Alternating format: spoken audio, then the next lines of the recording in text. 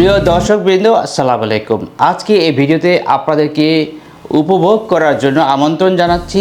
আজকের যে বিষয় সেটি হচ্ছে, আমরা প্রায়শই দেখি যখন আমরা চাকরির ইন্টারভিউ নেই, চাকরি যখন মৌখিক পরীক্ষা হয় বা ইন্টারভিউ বোর্ডেই প্রার্থীগণ নিজেকে উপস্থাপন করেন, তখন একটি শ্রম আইনের যে একটি সংজ্ঞা, শ্রম আইনের যে একটি প্রশ্ন বা জিজ্ঞাসা থাকে, সেটি হচ্ছে রিট্রেঞ্চ এবং ডিসচার্জের মধ্যে পার্থক্য কী। রিট্রেঞ্চ এবং ডিসচার্জের মধ্যে পার্থক্য, অর্থাৎ এটি খুবই গুরুত্বপূর্ণ একটি শব্দ এবং নলেজ থাকা প্রয়োজন যারা শ্রম আইন নিয়ে কাজ করেন, যারা শ্রম আইন নিয়ে পড়াশোনা করেন এবং শ্রম আইনে প্রয়োগ করেন। যদিও খুবই কম প্রয়োগ হয়ে থাকে, তারপরেও এই বিষয়াদি সম্পর্কে জ্ঞান থাকা প্রয়োজন। সেজন্য আমি চিন্তা করলাম আজকে এই ভিডিওটি আপনাদের জন্য উপস্থাপন করি, যাতে করে এই ভিডিও বারবার দেখার মাধ্যমে আপনাদের মাথায় খুব সুন্দরভাবে এটি উপস্থাপিত হয়ে যায় এবং আপনারা যে কোনো সময় যেন প্রশ্ন করা হলে যারা উত্তর দিতে পারেন। আবার বলছি, রিট্রেঞ্চ এবং ডিসচার্জ এর মধ্যে পার্থক্য কী? লক্ষ্য করুন, শ্রম আইনের অধ্যায় প্রথম 2-17 অনুযায়ী, ধারা 2 উপধারা 17 অনুযায়ী ডিসচার্জ বলতে বোঝাচ্ছে অনবরত ভগ্ন স্বাস্থ্য, অর্থাৎ শারীরিক অসুবিধার কারণে কাজকর্মে অক্ষমতা যদি প্রকাশিত হয় কোনো শ্রমিকের, বা শারীরিক অসুস্থতার কারণে যদি কোনো শ্রমিক কাজ করতে না পারেন, তাহলে রেজিস্টার্ড কোনো ডাক্তারের প্রত্যয়নপত্র প্রদানের মাধ্যমে এই বলে মালিক ওই শ্রমিককে কর্ম থেকে বাদ দিতে পারেন যে এই শ্রমিক সংশ্লিষ্ট কাজ করতে সক্ষম নন। লক্ষ্য করুন, এই প্রত্যয়নপত্র প্রদান করার মাধ্যমে বা প্রত্যয়নপত্র সংগ্রহ করার মাধ্যমেই কেবল ওই শ্রমিককে মালিক তার কারখানা বা তার প্রতিষ্ঠান থেকে বাদ দিতে পারেন। কারণ হচ্ছে যে শারীরিকভাবে তিনি সক্ষম নন ওই কাজ করার জন্য।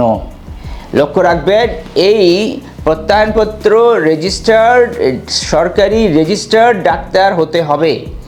রেজিস্টার্ড ডাক্তার ব্যতীত যদি এই অক্ষমতার যে প্রত্যয়নপত্র গ্রহণ করেন, তাহলে শ্রমিক আবার উল্টো আপনার কাছে সক্ষমতার প্রত্যয়নপত্র নিয়ে আসতে পারে। সেক্ষেত্রে আপনি যে শ্রমিককে বাদ দিয়েছেন, এই ডিসচার্জ বা 2-17 উপধারা যেটি বলা হলো, এই ক্ষমতা বলে তাহা পুনর্বহাল করার প্রয়োজন হতে পারে। সেজন্য ডিসচার্জ করা হয় শারীরিক অক্ষমতার কারণে। আর রিট্রেঞ্চ কেন করা হয় বা রিট্রেঞ্চ কাকে বোঝায় বা বলতে কি বোঝায়? রিট্রেঞ্চ করা হয় যদি প্রয়োজনের তুলনায় শ্রমিক কারখানায় বা কর্মস্থলে বেশি হয়ে যায়। লক্ষ্য করুন, যদি আমার শ্রমিক প্রয়োজন 10 জন, কিন্তু শ্রমিক কোনো কারণে প্রয়োজন এর অতিরিক্ত 12 বা 15 জন হয়ে গেছে, তাহলে এই যে 10 জনের অতিরিক্ত যে শ্রমিক রয়েছে, এই শ্রমিকগুলোকে আমি ধারা 20, আবার বলছি ধারা 20, শ্রম আইনের ধারা 20 অনুযায়ী 1 মাসের নোটিশ অথবা নোটিশের পরিবর্তে নোটিশ মেয়াদের জন্য যে ক্ষতিপূরণ, নোটিশ মেয়াদের জন্য যে অর্থ বা মজুরি প্রদান করেও আপনি ছাঁটাই করতে পারবেন বা রিট্রেঞ্চ করতে পারবেন।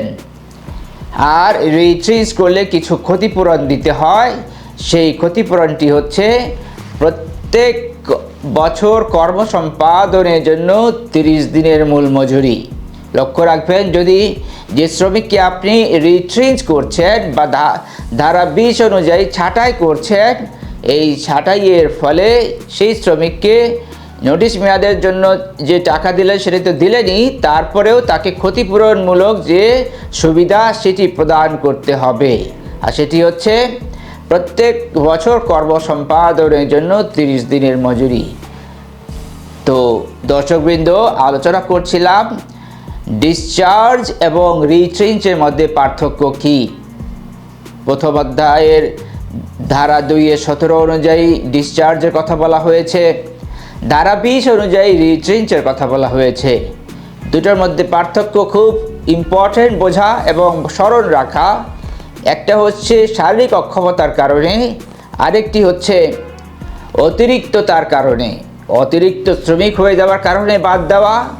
আরেকটি হচ্ছে শারীরিক অক্ষমতা বা অসুস্থতার কারণে, অনবরত অসুস্থতার কারণে, শুধু অসুস্থ হলে তো হবে না, অনবরত অসুস্থতার কারণে যদি বাদ দেওয়া হয় তাহলে সেটি ডিসচার্জ হিসাবে গণ্য হবে। জি দর্শকবৃন্দ, ছোট ভিডিও ক্লিপে আপনাদেরকে উপস্থাপন করার মাধ্যমে, এই কন্টেন্টটি উপস্থাপন করার মাধ্যমে চেষ্টা করেছি ডিসচার্জ এবং রিট্রেঞ্চ শ্রম আইন 2006 অনুযায়ী যে সংজ্ঞা রয়েছে, যে কার্যাবলী করা হয়ে থাকে মাঝে মধ্যে, সেটি বোঝা এবং জ্ঞানলব্ধ যাতে আরও বেশিভাবে করতে পারেন আপনারা, এই ভিডিও উপস্থাপনের মাধ্যমে আমি সেটি চেষ্টা করেছি।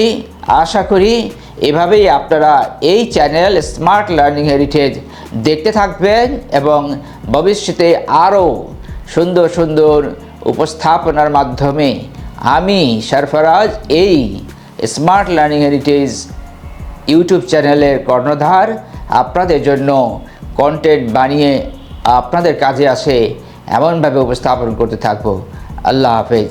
অবশ্যই প্রথম যে ভিউয়ার রয়েছেন, ভিউয়ার অবশ্যই এই চ্যানেলটি সাবস্ক্রাইব করবেন। যদি ভিডিওটি ভালো লাগে অবশ্যই সকলের মাঝে শেয়ার করুন। আল্লাহ হাফেজ।